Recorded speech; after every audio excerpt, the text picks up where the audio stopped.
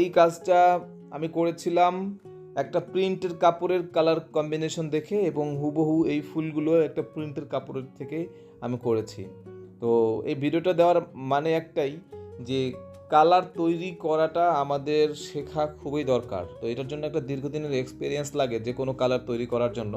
তো আপনারা যারা নতুন আছেন আপনাদেরকে বলবো, আপনারা কালার তৈরি করার চেষ্টা করুন, ওয়াটার কালার করুন, ওয়াটার কালার দিয়ে নিজে নিজে পরীক্ষা করুন আপনি আপনার পছন্দের ফুলগুলো কালারগুলো আনতে পারেন কি না। হ্যাঁ, তো চেষ্টা করলে আপনি অবশ্যই পারবেন। কিন্তু আপনি চেষ্টা না করেই যদি আপনি বসে থাকেন, আপনি বলেন আমি পারছি না, তাহলে কিন্তু হবে না। আপনি ট্রাই করেন, আপনি একটু কাগজ নষ্ট করেন, দেখবেন অবশ্যই আপনি পারবেন।